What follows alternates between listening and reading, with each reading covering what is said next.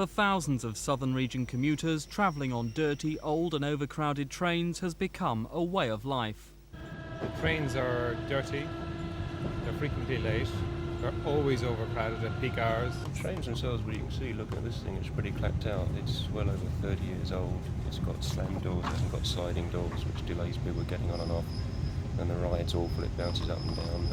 Today's announcement means hundreds of these 30-year-old carriages are now destined for the scrap heap. It means an end to dirty seats, doors that slam and depressing interiors. The old trains will be replaced with 400 new carriages called networkers at a cost of £257 million. They'll look like this prototype, launched 2 years ago and run on services from South East London and Kent into Charing Cross, Cannon Street, Blackfriars, Holborn Viaduct and Victoria. Platforms at 63 stations will be lengthened to accommodate the new 12-carriage trains. They'll travel at higher speeds and have fewer seats to ease overcrowding. Better ventilation and electronic destination boards should also benefit passengers. It's going to take 2 years from today to have the first trains rolling off the production line.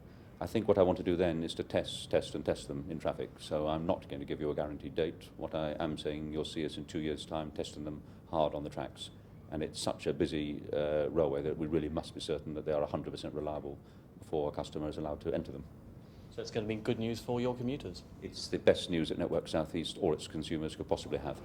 In addition, £120 million will be spent on a new maintenance depot for the trains, part of £1 billion worth of investment in Network South East over the next 5 years. Transport Secretary Cecil Parkinson was at Charing Cross this afternoon to see for himself the conditions passengers have to suffer every day. Clearly it's dated, it needs to be improved, it's capable of a lot of improvement, it's going to be. I've seen for myself north of the river just what is possible. And the new networkers are going to be a great improvement on what is operating north of the river, which is an enormous improvement on this. Labour have welcomed the new investment, but say passengers will have to pay for the new trains from higher fares. It's not government money. That's why Mr. Parkinson's there. He welcomes it, but he's not paying 1 penny towards it. All going on fares. That's why our fares are 2 and 3 times higher than they are on the continent and why they've got a better system. What Mr. Parkinson doing is reducing the public subsidy. He's taken something like £300 million out of Network South East in the last few years. And what it means, higher fares, lower quality service. So yes, we will be charging, economic fares will be charged, but at the same time it will be for an improved system.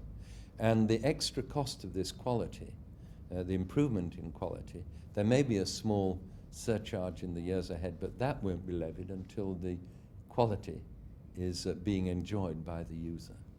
But passenger watchdogs say commuters shouldn't be charged more.